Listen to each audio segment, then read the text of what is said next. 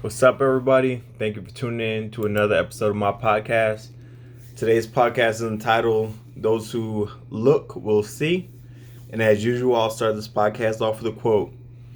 When you live your life with an appreciation of coincidences and their meanings, you connect with the underlying field of infinite possibilities. And that's a quote by Deepak Chopra. Now, this podcast is probably going to be a little bit shorter. It's just me sharing an experience that I had with you.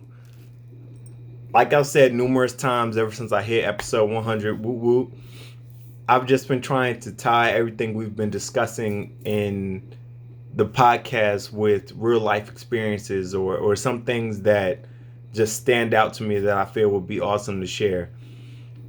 In my short experience on this earth and dealing with the things I've dealt with, I've come to the conclusion that life is really not that complicated. Once you figure out the universal laws and the simple principles and master discipline, your own mind, your own body, your energies, you master those things, life actually goes the way you want it to go. The hard part is those concepts that we discuss are not easy to master. Some people spend their whole entire lives doing it. Some people seek extreme measures like going to a Buddhist monastery and being in isolation or practicing celibacy or whatever. But some people go to extreme lengths in order to accomplish the simple task of being able to master one's own thoughts, their energy, and themselves, so that they can be the masters of their own environment. It's not easy, and I myself am trying to switch from the practice of acquisition to application. And what I mean by that is by reading a lot of books, getting the information, going through the experiences, but actually applying the knowledge that I'm getting from those experiences. And not in just a test situation, but just in everyday life. Even in the little situations that, may come and go. It may not seem big or something that'll be pivotal in your life, but you shouldn't discount any situation, any occurrence, anything, because everything is everything. Everything is related, and no matter how small or how big it may seem at that point in time, it may have some value later on down the road when you can look back. And we all know hindsight is 2020. When you can look back and you can see behind you and be like, man, if I really didn't make that choice or go through this or go through that, my life would be very, very different.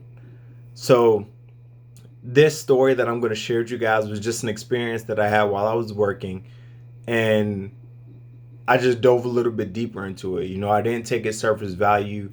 I didn't just look at it and just keep it moving. I kind of stood there and basked in the moment and tried to pull something out of it, because I don't believe there are any coincidences. I don't believe anything happens by chance. I believe everything happens for a reason, and it's up to us to find that deeper reason, to find what the universe is trying to show us or trying to teach us.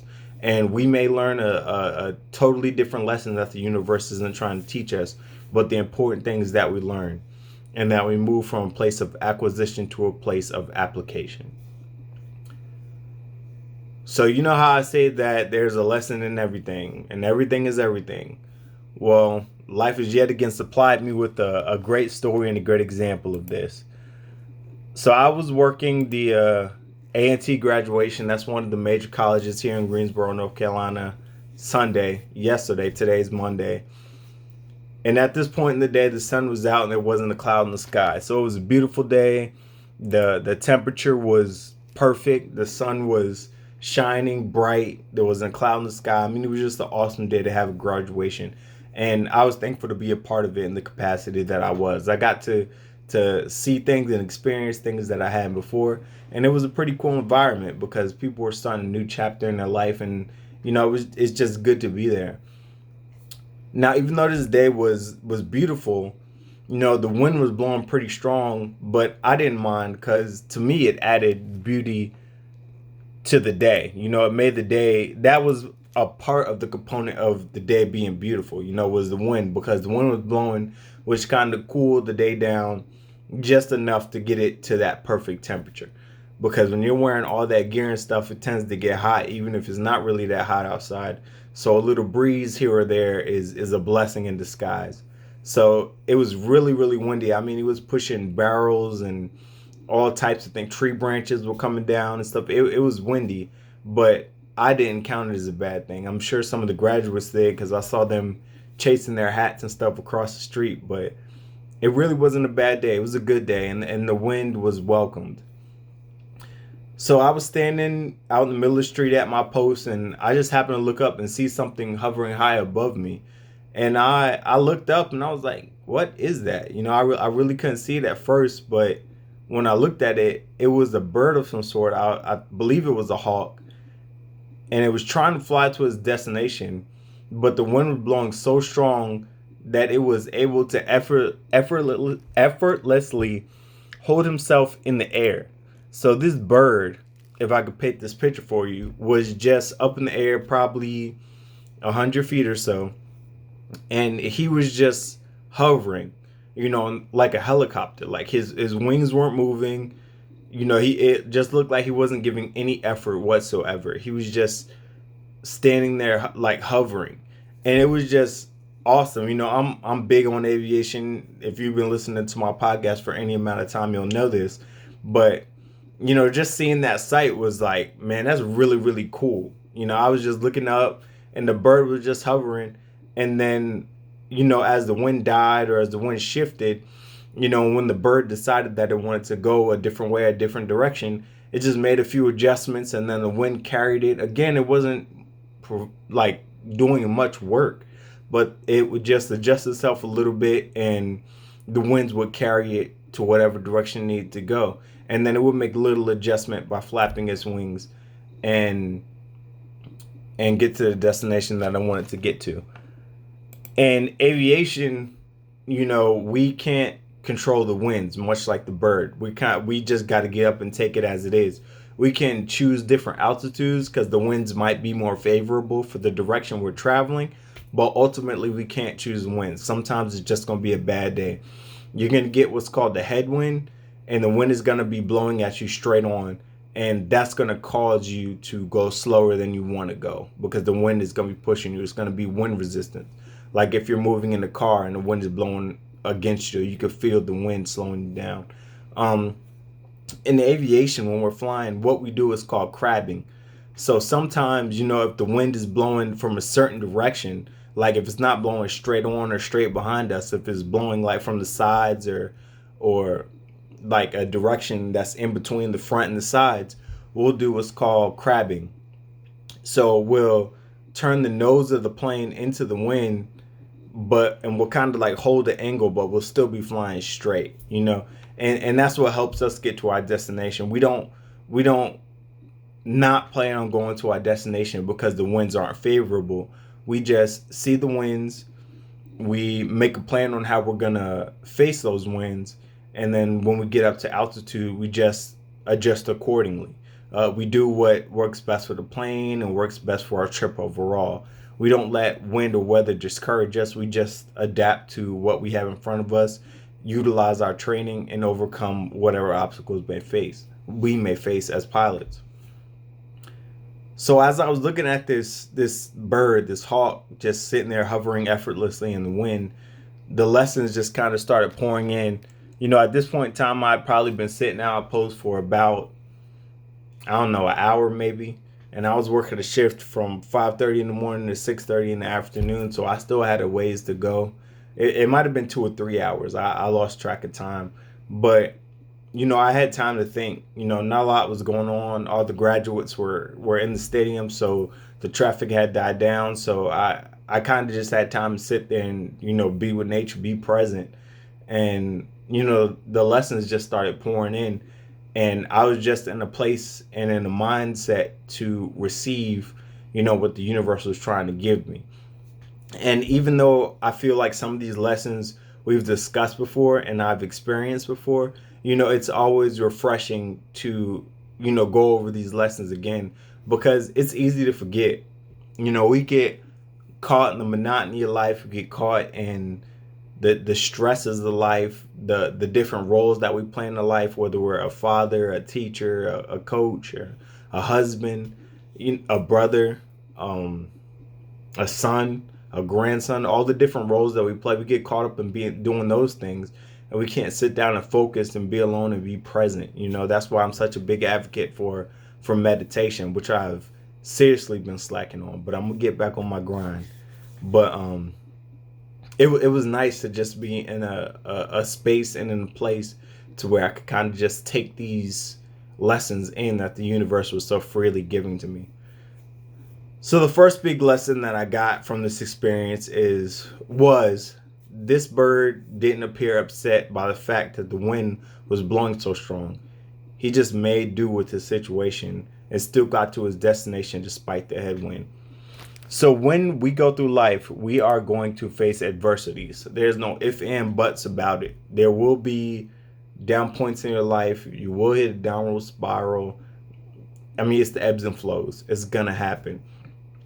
So knowing this, and I'm speaking to myself as well, why do we get bothered when things don't go our way? Why do we get bothered when, things go other than good? Why do we question the situation? Why do bad things happen to good people and stuff like that? It's a part of life.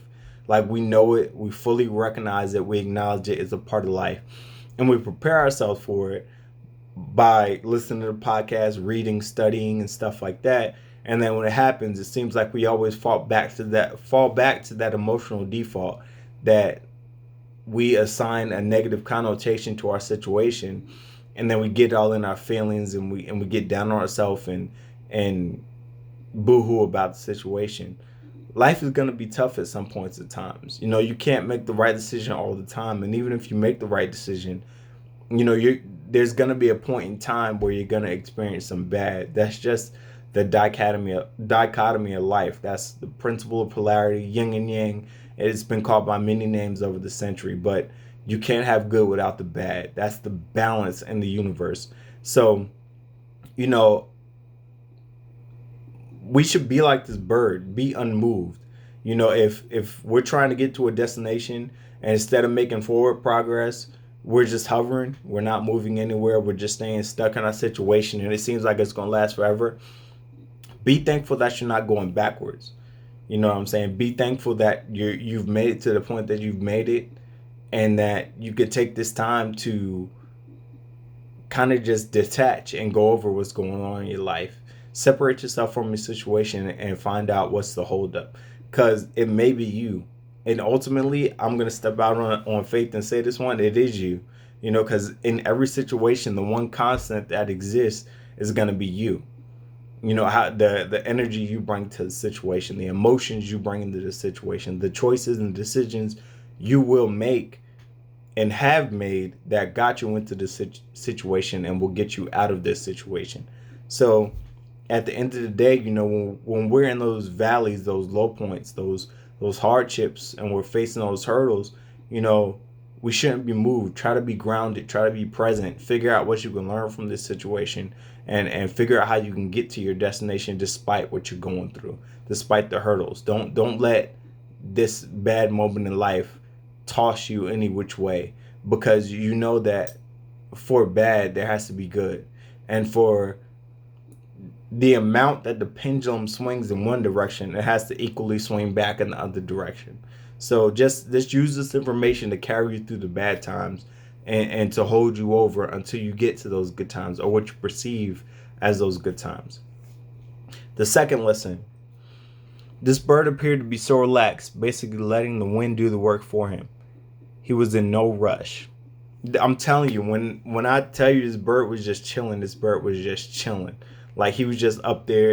It looked like if you went to a toy store, those like birds that they have hanging from the roof by a string, like, it was just effortlessly. And I feel like, it was a lesson to me, especially. That's how I should go through life. I shouldn't make everything a big deal. At times I can be my own worst enemy. I shouldn't stress myself out. I shouldn't worry about other people's opinions. I'm here for my purpose, the purpose I've assigned in my life, and that the universe has assigned in my life. And I'm trying to live as close to accomplishing that goal as I possibly can. The opinions of others do not carry me to my goal. I'm not swayed by the opinions of others. That's the mindset that I need to get more towards. I'm more towards it, but it's like a scale. So, I'm more towards that mindset, but there are times that I waver.